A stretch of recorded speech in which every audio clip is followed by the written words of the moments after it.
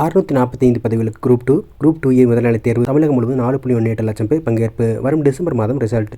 Group 2A பதவிகளில் காலியாக உள்ள 645 பணியிடங்கள் நிரப்பதற்கான முதல்நிலை தேர்வு நடைபெற்றது. நேற்று இத்தேர்வை 4.18 லட்சம் பேர் எழுதினர். இத்தேர்வுக்கான ரிசல்ட் வரும் செப்டம்பர் மாதம் வெளியிடப்படும்.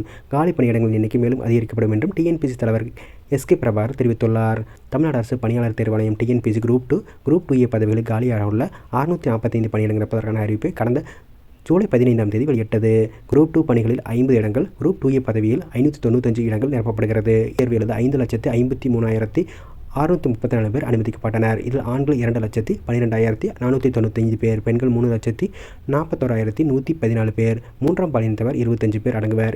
4,18,736 பேர் மட்டுமே தேர்வு எழுதினர். 1,34,843 பேர் தேர்வு எழுத வரவில்லை என்று டிஎன்பிஎஸ்சி தெரிவித்துள்ளது. இதனால் ஒரு பதவிக்கு 649 பேர் போட்டியிடும் சூழ்நிலை உருவாகியுள்ளது. சென்னை சேத்துப்பட்டு ஹாரிங்டன் சாலையில் உள்ள பிரசிடென்சி ஹெர்வுட் ஹால் சீனியர் செகண்டரி பள்ளி மையத்தில் நடந்த குரூப் 2 தேர்வை டிஎன்பிஎஸ்சி தலைவர் எஸ்.கே. பிரபாகர் நேரில் பார்வையிட்டு ஆய்வு செய்தார். தொடர்ந்து அவர் அளித்த பேட்டியில் டிஎன்பிஎஸ்சி ஓராண்டு காலமாக அட்டவணை அமைத்து அதன் அடிப்படையில் தொடர் தேர்வுகளை குறித்த நேரத்தில் நடத்தி வருகிறது. சென்ற ஆண்டு அக்டோபர் மாதம் இந்த ஆண்டுக்கான கால அட்டவணையை வெளியிட்டோம். அதில் 7 தேர்வுகள் இந்த ஆண்டு நடைபெறும் என்று குறிப்பிடப்பட்டிருந்தோம். அதன் அடிப்படையில் இன்றுடன் சேர்த்து 6 தேர்வுகள் குறித்த காலத்தில் நடந்துள்ளது.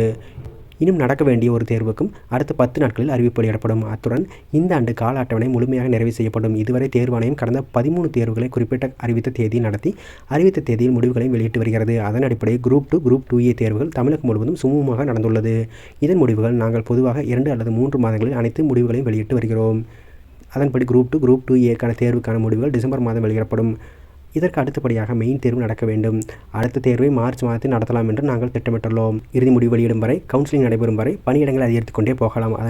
அதன்படி குரூப் 2 தேர்வுகளிலும் நிச்சயமாக அதிகரிக்க வாய்ப்பு இருக்கிறது என்று அவர் கூறுகிறார்.